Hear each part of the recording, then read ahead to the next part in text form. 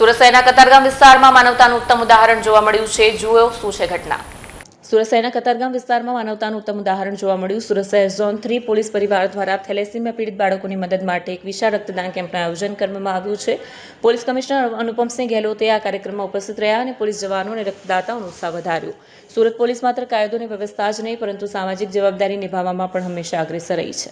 બ્લડની જરૂર પડતી રહે છે. બ્લડ જો है ઇમ્પ્લાન્ટ કરવા પડે છે. એના બ્લડ જો है પૂરી બોડીને એવા એની રિક્વાયરમેન્ટ થઈ જાય છે कि કન્ટિન્યુઅસ એના જો સમયાંતરે જો है બ્લડ એના મળતા રહે. કોઈના અઠવાડિયા, કોઈના 10 દિવસ, ડિપેન્ડિંગ અપોન એના જો મેડિકલ સિચ્યુએશન રહે છે. અને આ જો સમય હોય છે આપણા, આ જો ગરમીના સમય હોય છે જ્યારે બીજા રોગોના લીધે તમામ બ્લડ બેંકોમાં બ્લડના યુનિટ માટે બહુ પ્રેશર હોય છે. કારણ કે અલગ અલગ પ્રકારના રોગોમાં જો એ બી બ્લડના જરૂરત હોતા હોય છે.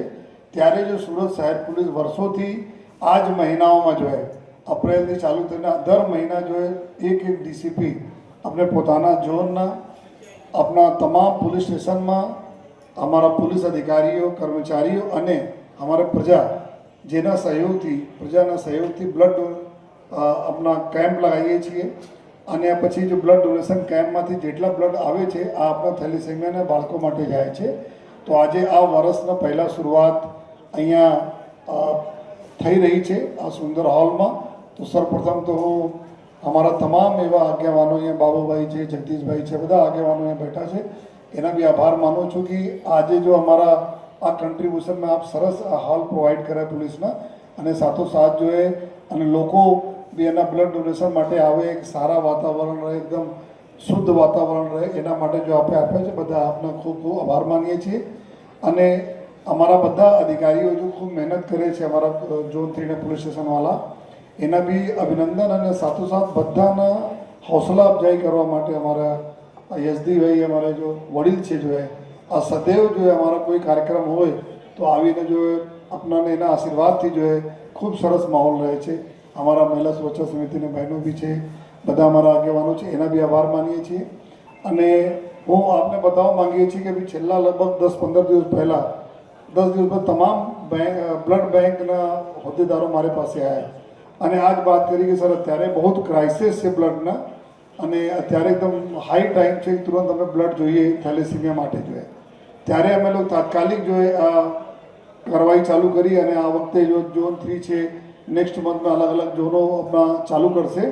અને આવનાર સમય પૂરા જે રીતે ડીસીપી ઝોન 3 બતાવ્યા કે દર વર્ષે લગભગ 10,000 યુનિટ થેલેસીમિયાના બાળકો માટે અમે લોકો ભેગા કરીએ છીએ. તો આ વખતે બી અમે લોકોથી અપીલ કરીએ છીએ કે આપના સહયોગથી જો એના કરતાં વધુ પણ આપણા યુનિટ ભેગા કરવાના લક્ષ્યાંક છે જો જેથી આપણે બાળકો માટે જો અમે સમયસર જો બ્લડ જો પહોંચતા કરીએ. અને અમારા આ ભાગીરથ કામમાં જો જેટલા બી અમારા બેંકો છે, ખાસ કરીને આપણા સુરત રક્તદાન કેન્દ્ર છે, લોક સમર્પણ બ્લડ બેંક છે, ઇસ્મી મેર છે, ન્યૂ સિવિલ હોસ્પિટલ અને કિરણ, એની પૂરી ટીમ જો કિરણ હોસ્પિટલની પૂરી ટીમ અહીંયા આપણા છે જો અને આ લોકો સદૈવ જો આપણે સાથે જો બ્લડ આ ડોનેશનના કેમ્પોમાં આપણે સાથે જો સામેલ રહે છે, આપણે એના માર્ગદર્શન બી આપે છે અને સહયોગ આવે છે. તો આ તમામ બ્લડ બેંકના તમામ સ્ટાફનો ખૂબ આભાર માનું છું કે આપણે બધા જો અહીંયા આવ્યા જોઈએ અને આ અમારા કામમાં જો તમે સહભાગી થયા જોઈએ.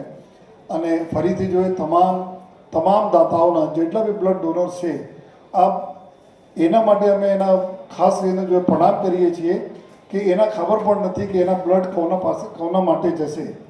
આ બ્લડ આપે છે અને એના બ્લડ જો એવા લોકો માટે જશે જેના ઓળખતા પણ નથી જોઈએ. તો આ પૂર્ણ કામમાં ઈશ્વર આ બધાને ખૂબ આશીર્વાદ રાખે. આ બધા હેલ્ધી અને સુખી રહો જોઈએ. અને ફરીથી ડીસીપી ઝોન 3 એના સમગ્ર ટીમનો ખૂબ ખૂબ અભિનંદન આપું છું એવા સારા જો કાર્ય બદલ. Thank you. જય હિન્દ, જય ભારત.